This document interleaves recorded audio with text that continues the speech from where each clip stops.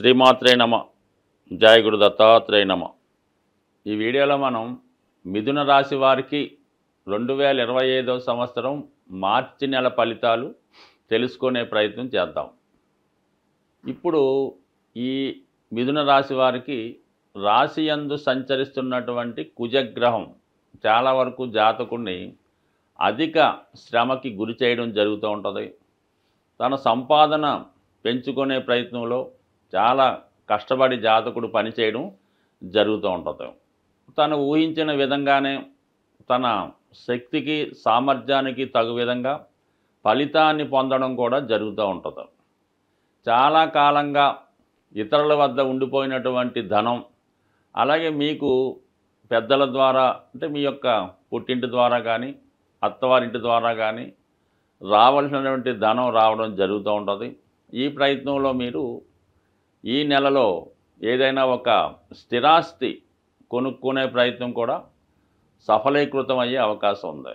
దీనికి బలంగా ఎలా ఉందంటే 4వ స్థానంలో కేతుగ్రహ సంచారం, రాశియందు సంచరిస్తున్నటువంటి కుజుడు చతుర్థ దృష్టితో 4వ భావాన్ని వీక్షించడం, ఎంత అవకాశం ఉన్నా ఎంత ధనం ఉన్నా గురువు యొక్క అనుగ్రహం, గురువు యొక్క దృష్టి ఉన్నప్పుడు స్థిరాస్తి సమకూరడం జరుగుతూ ఉంటుంది. అంటే 12వ స్థానం అన్నది ఖర్చు సంబంధించిన స్థానం నుంచి గురువు 5వ దృష్టితో చతుర్థాన్ని వీక్షించడం వల్ల చాలా వరకు మీరు ఈ మార్చి నెలలో సొంత గృహాన్ని కానీ ఏదైనా ఒక స్థిరాస్తి కానీ కొనుక్కునే అవకాశం ఉన్నది.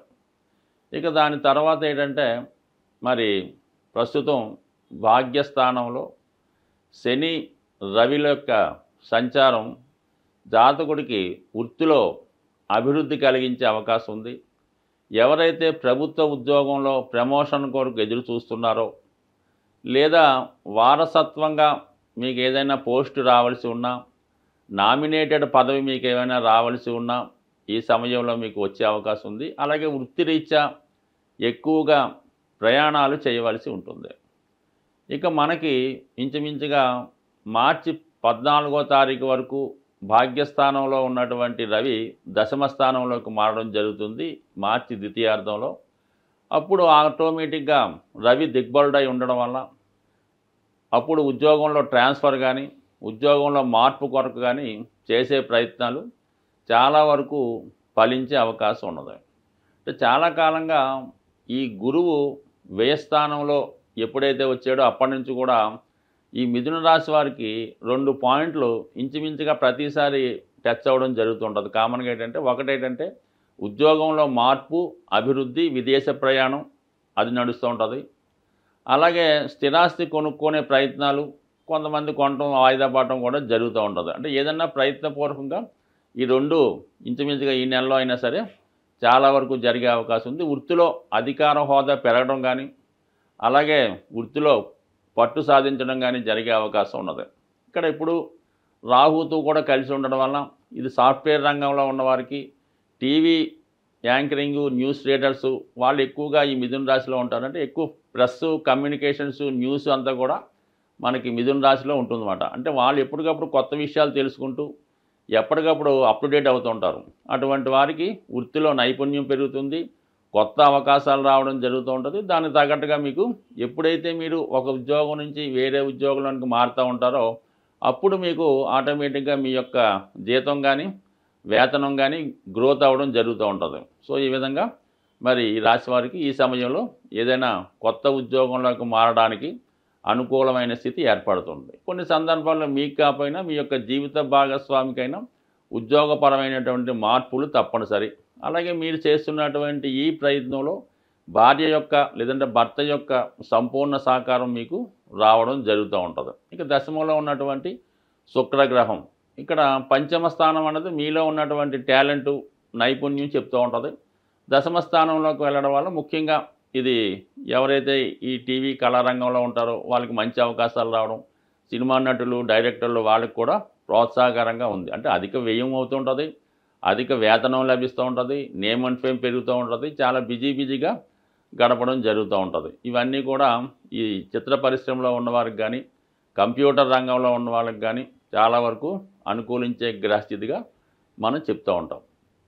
బట్ ఏదైనప్పటికీ కూడా మరి బుధుడు దశమస్థాన సంచారం వల్ల ఏంటంటే ప్రస్తుతం ఉన్నటువంటి ఆదాయంతో పాటుగా అదనపు ఆదాయం కొరకు చేసే ప్రయత్నాలు కూడా చాలా వరకు ఫలించే అవకాశం ఉంది. ఇక కుజగ్రహ స్థితి ఉండడం వల్ల అంటే స్థిరాస్తి కొనుక్కునే విషయం పక్కన పెడితే ఏదైనా మీరు మాస్టర్ ఆర్ట్స్లో ఉన్నా, క్రీడా రంగంలో ఉన్నా, లేదంటే మీ యొక్క శరీర బలాన్ని పెంచుకునే ప్రయత్నంలో ఎక్కువగా శరీరాన్ని కష్టపెట్టే ప్రయత్నం చేస్తూ ఉంటారు.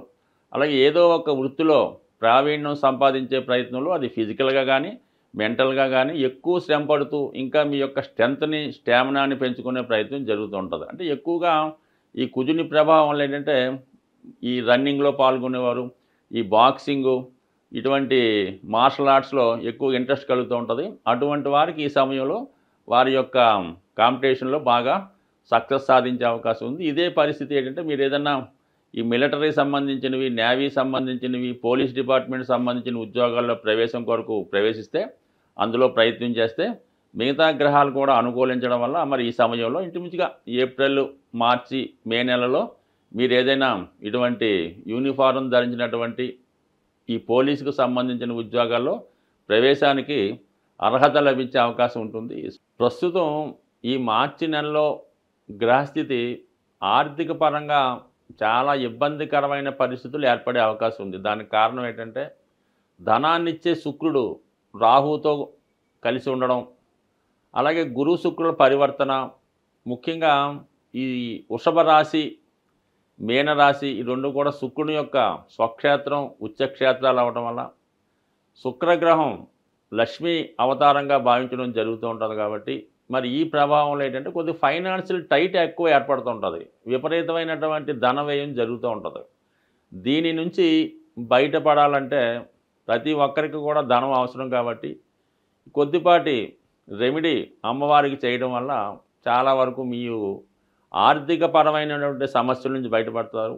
ముఖ్యంగా స్త్రీలకి ఈ సమయంలో ఎక్కువ అనారోగ్య సమస్యలు, నిందలు వచ్చే అవకాశం ఉంది. కాబట్టి వాటి నుంచి బయటపడాలన్నా మీరు ఇంచుమించుగా ఈ నెలలో వచ్చినటువంటి ప్రతి శుక్రవారం కూడా అమ్మవారికి స్వచ్ఛమైనటువంటి ఆవు నెయ్యితో దీపాన్ని వెలిగించడం, అమ్మవారికి నైవేద్యంగా తేనె లేదా దానిమ్మ ఫలాన్ని నైవేద్యంగా పెట్టడం వల్ల మీ యొక్క సమస్యలు చాలా వరకు బయటపడే అవకాశం ఉంది. ఇది అవకాశం లేని వారు ఏం చేస్తారంటే ఏదైనా ఒక అమ్మవారి దేవాలయంలో సుమారుగా ఒక 12 తమలపాకులతో ఎటువంటి మచ్చలు లేకుండా మంచి రెడ్ కలర్లో ఉన్నటువంటి దానిమ్మ ఫలాన్ని ఆ టెంపుల్లో అమ్మవారికి ఇవ్వడం వల్ల చాలా వరకు మీకు ఆర్థిక పరమైనటువంటి సమస్యలు తొలగే అవకాశం ఉంది. ఇంకా అవకాశం ఉన్నవాళ్ళు మీ గృహంలోనే అమ్మవారు లక్ష్మీ అమ్మవారికి ఎరుపు రంగు పూలతో అలంకరించి మరి ఆవు పాలు కొద్దిగా పంచదార వేసి నైవేద్యం పెట్టి మీకు కుదిరితే లక్ష్మీ స్తోత్రాన్ని కానీ కనకదార స్తోత్రాన్ని కానీ పారాయణ చేసి మీరు పెట్టినటువంటి నైవేద్యాన్ని మీరు మాత్రమే, మీ కుటుంబ సభ్యులు మాత్రమే స్వీకరించడం వల్ల కూడా లక్ష్మీ అమ్మవారి అనుగ్రహం తప్పకుండా మీకు రావడం జరుగుతుంది.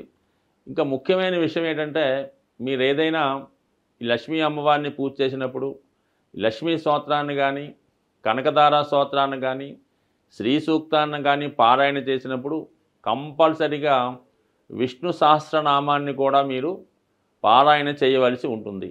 అంత చేయలేని వారు కనీసం శ్రద్ధగా వినడం వల్ల కూడా మీకు అమ్మవారి అనుగ్రహం తప్పగా లభించే అవకాశం ఉంది. కేవలం మీరు విష్ణుమూర్తిని, వెంకటేశ్వర స్వామి రూపంలో ఉన్నటువంటి విష్ణుమూర్తిని ప్రార్థిస్తేనే లక్ష్మీ అమ్మవారి యొక్క అనుగ్రహం, తద్వారా శుక్రగ్రహ అనుగ్రహం మీకు లభిస్తుంది. కానీ కేవలం లక్ష్మీ అమ్మవారిని ప్రార్థించినంత మాత్రాన మీకు ఎన్ని సంవత్సరాలు ప్రార్థించినా కూడా ఆ ఫలితం వచ్చే అవకాశం లేదు. కాబట్టి మరి సూక్ష్మంలో మోక్షం ఏంటంటే విష్ణు సహస్రనామంతో కలిపి చదవడం వల్ల మీకు సంపూర్ణ ఐశ్వర్యం, దాంతో ఆరోగ్యం కలిగే అవకాశం ఉంటుంది. స్వస్తి.